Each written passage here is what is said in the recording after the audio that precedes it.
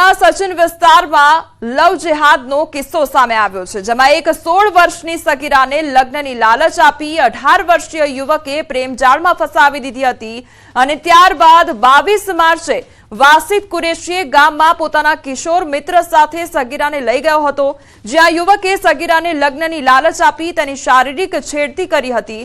જો કે સગીરા જે કારખાનામાં કામ કરતી હતી ત્યાંથી 22 માર્ચે નીકળી જતા પરિવારજનો ચિંતિત હતા।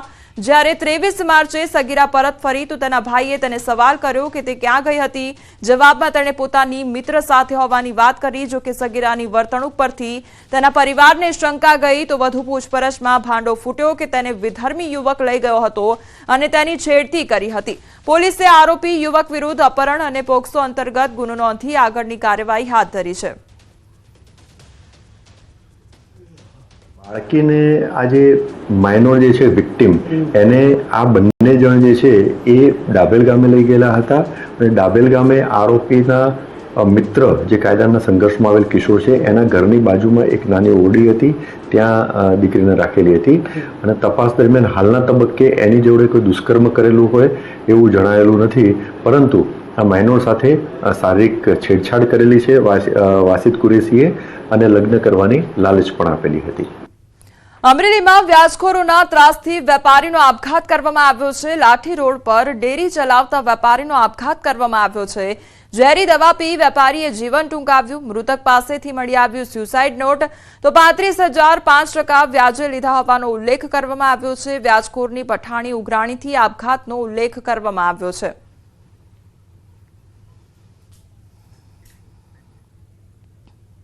દક્ષિણ ગુજરાતમાં સુરતના કામરેજ સહિત રાજ્યમાં હાઈવે પરના અનેક ટોલનાકા પર સ્થાનિક વાહનોને ટોલ ટેક્સમાંથી મુક્તિ આપવામાં આવી છે। ત્યારે તાપી જિલ્લામાં સુરત ધુલિયા નેશનલ હાઈવે પર ટોલ મુક્તિની માંગ સાથે સ્થાનિક આગેવાનો વિરોધ પ્રદર્શન કરી રહ્યા છે। માંડલ ટોલ પ્લાઝાને સ્થાનિકો બ્લોક કરી માજી સાંસદ અમરસિંહ ચૌધરી સહિતના આગેવાનો ટોલ પ્લાઝા પર જ ધરણા પર બેસી જ્યાં સુધી સ્થાનિક વાહનોને ટોલ ફ્રી કરવામાં ન આવે ત્યાં સુધી ટોલ પ્લાઝા પર બેસી રહેવાની ચીમકી ઉચ્ચારવામાં આવી રહી છે। આ વિરોધના કારણે વાહનોની અવરજવર પણ થંભી ગઈ છે। છેલ્લા કેટલાક વખતથી ટોલ ટેક્સ માટે જુદા જુદા લોકો જુદા જુદા સંગઠનો પ્રયાસ કરતા હતા અને માગણી કરતા હતા કે ટોલ ટેક્સમાંથી મુક્તિ આપો તાપી જિલ્લાને, કારણ કે કામરેજની અંદર સુરત જિલ્લાને ફ્રી છે, ભરૂચની અંદર ભરૂચ જિલ્લાને ફ્રી છે, નવસારીની અંદર નવસારી જિલ્લાને ફ્રી છે, વાપી વલસાડ જિલ્લાને ફ્રી છે।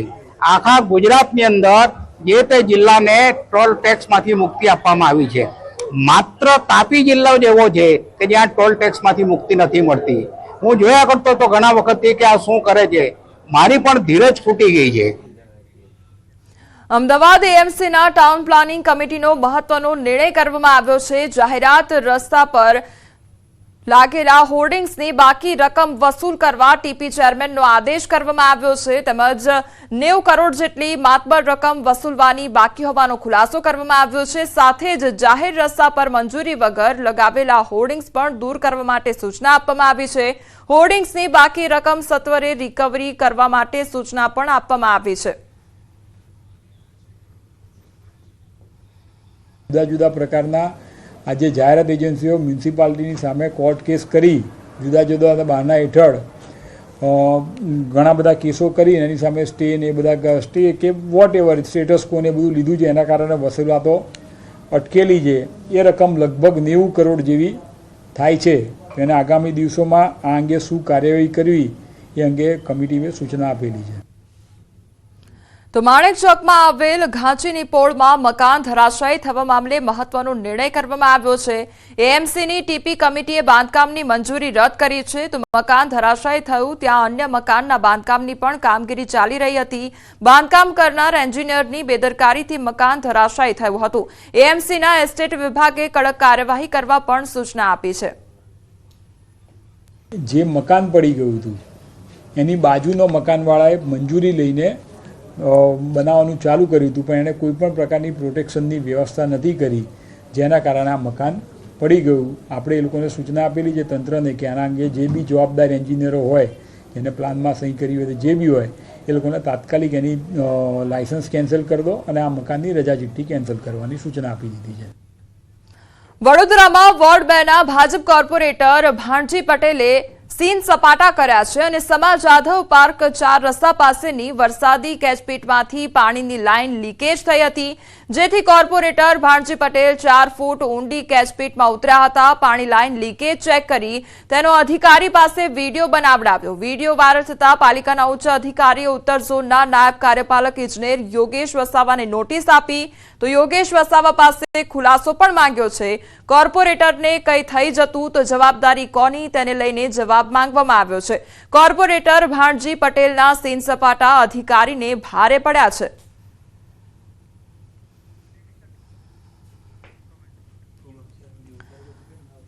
તો અધિકારીઓને હવે સવાલના જવાબો આપવા પડશે, કારણ કે કેચપીટમાં તેઓ ઉતર્યા હતા અને ત્યારબાદ જે લીકેજ થયું હતું તેનો વિડીયો પણ બનાવવામાં આવ્યો હતો.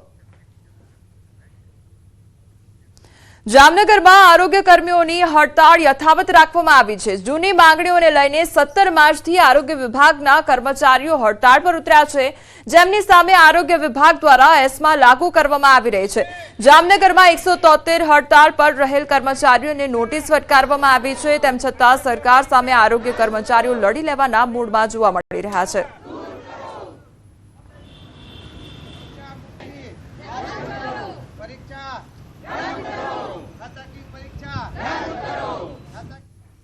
સમગ્ર રાજ્યભરના આરોગ્ય કર્મચારીઓની હડતાળ છે, ત્યારે રાજ્ય સરકારે પણ જે પ્રકારે શસ્ત્ર ઉગામ્યું છે અને એસ્મા લાગુ કરી અને જે કર્મચારીઓ છે તેમના વિરુદ્ધ કાર્યવાહી પણ કરવામાં આવી છે. જામનગરમાં પણ 173 જેટલા કર્મચારીઓને નોટિસ પાઠવી છે, તેમને છૂટા કરી દેવાની વાત પણ કરી છે અને ખાસ કરીને તમામ પ્રકારની અત્યારે કાર્યવાહી કરવામાં આવી રહી છે. શું કહેશો, તમારું આંદોલન કયા સ્ટેજ ઉપર અને અત્યારેની શું પરિસ્થિતિ, આજે શા માટે ભેગા?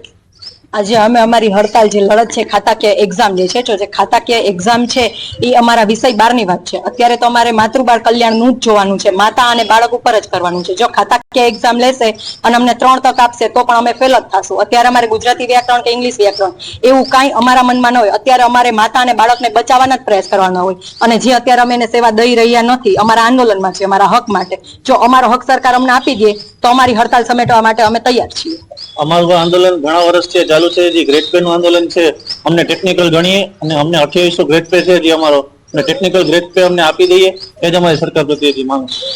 રિપોર્ટ પણ આવી ગયો, રિપોર્ટ અમારા ફેવરમાં છે. એટલે કે અમે લોકો ટેકનિકલ છીએ, અમારું કામ છે એટલે ટેકનિકલ ગણીએ છીએ. અમે સરકારની 4 સભ્યોની જે કમિટી હતી એમાં પણ એને પોઝિટિવ રિસ્પોન્સ આપ્યો છે. એટલે અમારી માંગણી એટલી જ છે કે એ જ કમિટીનો રિપોર્ટ છે એના આધાર ઉપર અમને ટેકનિકલ ગણે અને એમનો ગ્રેડ પે છે અમને આપી દે. અભિપ્રાય મળેલ છે પોઝિટિવ, અને એ જ અભિપ્રાયનો અમલવારી કરવા માટે અમે ખાસ કરેલું છે કે જે ઠરાવ લેખિતમાં આપો અને એની અમલવારી તાત્કાલિક કરો, જેથી અમને મળવા પાત્ર જે અમારા હકો છે એ તાત્કાલિક ધોરણે મળી શકે. એસમાં લગાડી અને અમારું જે અત્યારે પૂર જોશમાં જે અત્યારે હડતાલ હાલે છે એને વેરવિખેર કરવા માટે સરકાર ઉપરથી અમને એટલું પ્રેશર કરી અને 9 જિલ્લાની અંદર બધા કર્મચારીઓ છે જે એમપીડબલ્યુ એફએડબલ્યુ એને ટર્મિનેટ કર્યા. જામનગરમાં કરેલા નથી, પણ બીજા જે જિલ્લાઓ છે એની અંદર આટલું બધું પ્રેશર કરે છે. મતલબ એક જ છે કે એમની સાથે કોઈ આ હડતાલનું શસ્ત્ર ન ઉગામી શકે. જ્યારે અમારો નિર્ણય આવશે ત્યારે જ અમે હડતાલ સમેટશું. નિર્ણય આવશે ત્યારે જ હડતાલ સંતોષવામાં આવશે. જામનગરમાં પણ 173 જેટલા જે કર્મચારીઓ છે તેમની સામે ખાતાકીય તપાસ છે તેના માટેનું જે ચાર્જશીટ છે તે પણ આપી દેવામાં આવી છે ને હાલ સામ દામ દંડ ભેટથી આ હડતાલ સમેટવામાં આવી રહી છે. તો બીજી તરફ આરોગ્ય કર્મચારીઓ પણ પોતાની હડતાલને લઈને અડગ છે. કિંજલ કારસરિયા, ન્યૂઝ 18 ગુજરાતી, જામનગર.